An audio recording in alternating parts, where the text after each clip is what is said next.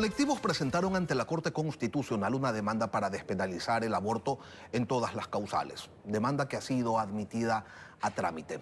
Hoy nos acompaña María de Lourdes Maldonado, directora de la organización Dignidad y Derecho. Abogada, buenos días, bienvenida a Contacto Directo. Buenos días, Lenin. Saludos para toda su audiencia y muchísimas gracias por el espacio. Desde la perspectiva de salud pública, ¿cuál es el planteamiento que tienen ustedes ante la problemática que representa el aborto en el país?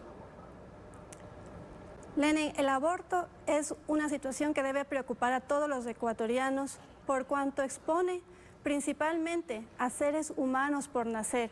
Se está pretendiendo quitar una protección para los más indefensos, los niños por nacer, que son tan seres humanos como lo es usted y como lo soy yo, pero que además quieren viabilizar el aborto exponiendo a las propias mujeres, desconociendo los riesgos que el aborto representa para la propia mujer por la evidencia que tenemos de los daños físicos y emocionales que les causan a las mujeres.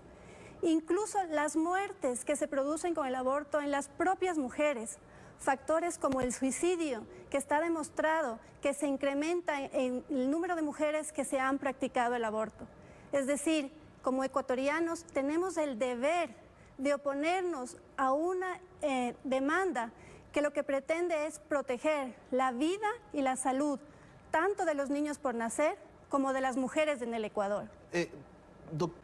Abogada, pero a ver, si hay riesgo para las mujeres que se practican abortos clandestinos, ¿no sería mejor entonces permitir que estos se puedan desarrollar con una atención médica, con una supervisión profesional adecuada para de esa manera garantizar que la vida de la madre no corra riesgo?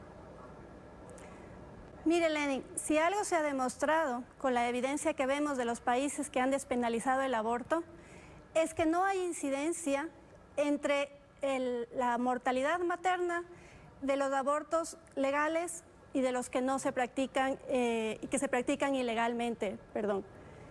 No la hay mortalidad incidencia. materna.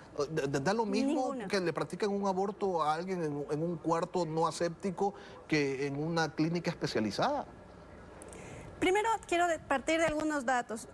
Vamos a poner el ejemplo de México. En México se hizo un estudio respecto a los estados en los que el aborto era más libre, se había despenalizado, y aquellos en los que no.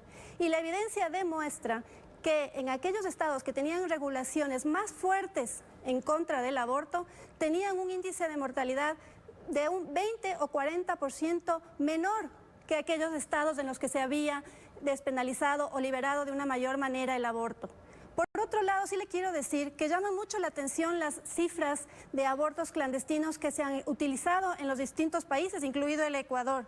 Solo también para darle un ejemplo, en el mismo México, antes de la legalización del aborto, se decía que había alrededor de 120,000, 190,000 abortos clandestinos. 5 años después de la liberalización del aborto, solo se han realizado, bueno, que igual sigue siendo una cifra preocupante, 22,000 abortos.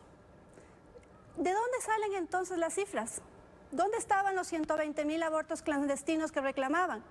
El problema aquí, estimado Lenin, es que las cifras que presentan los otros grupos no son reales. Abogada, ¿cuál es el abordaje que como sociedad o como miembros de una sociedad ustedes plantean ante una situación que involucra sin duda a un número importante de mujeres? Las cifras del INEC, que no están actualizadas, pues daban cuenta que entre 2009 y 2019 más de 15,000 niñas y adolescentes de entre 10 y 17 años habían sido hospitalizadas por abortos provocados, y esas sí eran cifras oficiales.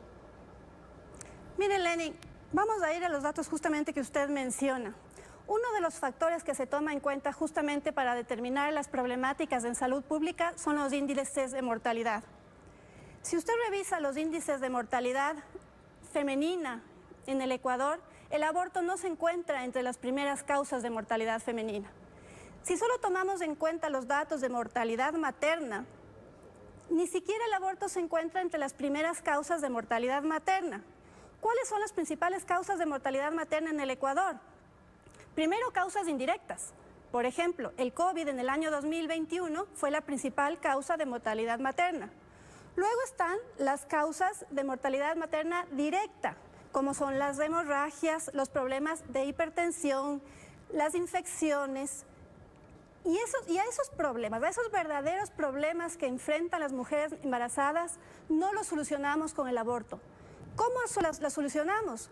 Con el debido control prenatal, dotándoles a las mujeres que están dando a luz del equipamiento médico necesario, de médicos capacitados para atenderles, del control postnatal, de un seguimiento luego de que las mujeres dan a luz. Eso evita la mortalidad materna. Por el contrario, las estadísticas también nos reflejan, y eso es importante mencionar, que las mujeres mueren por el aborto. Es más, un estudio en Finlandia tenía unas cifras alarmantes, y se la puedo enseñar, de las incidencias que el aborto tiene para que las mujeres se suiciden. Es increíble. Niñas y jóvenes y mujeres adultas que se suicidan 55 veces más que unas mujeres que terminan el embarazo. Aún cuando estamos hablando de situaciones que exponen a las mujeres como los casos de violencia. Abogada, pero usted señala que las cifras son difusas y sin embargo sí hay algunos registros. Me remito nuevamente al INEC, que señala que del 2013 al 2017, en esta ocasión, se registraron 109.696 abortos en el país y que el 42% de ellos eran de mujeres menores a 24 años. Eso es lo registrado porque estas mujeres llegaron a requerir de atención hospitalaria. Entonces, usted me dice con planificación familiar, con una adecuada educación, con implementación médica de primer nivel. Sin embargo, ¿qué pasa con esas mujeres que deciden interrumpir su embarazo, no sé, porque fueron violadas, qué sé yo, porque no tienen las condiciones económicas para sobrellevar el embarazo? O sea, para ellas ustedes no tienen ninguna opción. Sí, a ver, existen, primero nuevamente revisemos los datos, querido Lenin. Yo tengo aquí las estadísticas o lo que nos ha dado el Ministerio de Salud respecto a las causas de mortalidad materna y quiero insistir en eso. El aborto no representa ni siquiera el 1% de las causas de mortalidad materna en el Ecuador. Segundo, existen distintos tipos de abortos. Existe el aborto provocado y el no provocado. El aborto no provocado obviamente es atendido en el sistema de salud y tiene que tener un acompañamiento médico adecuado. Yo le quiero poner un caso personal que lo viví hace poco tiempo, directamente, con una persona cercana que sufrió un aborto no provocado. Tuve que llevarle a esta mujer, intenté llegar, quiero decir, al centro de salud pública, al Hospital Carlos Andrade Marín, en una noche de Quito con un tráfico terrible que estaba lloviendo y no lográbamos llegar y esta mujer se desangraba. Le llamé yo a mi hermana, que es médico, y le pregunté si le podía llevar al día siguiente a que le hicieran el cuidado que te necesitaba. Y mi hermana me respondió, no, tienes que ir hoy porque si no la mujer se muere. ¿Cómo podemos nosotros permitir o generar políticas, leyes que expongan a las mujeres a morir a causa del aborto? No puede nunca ser una opción para la mujer.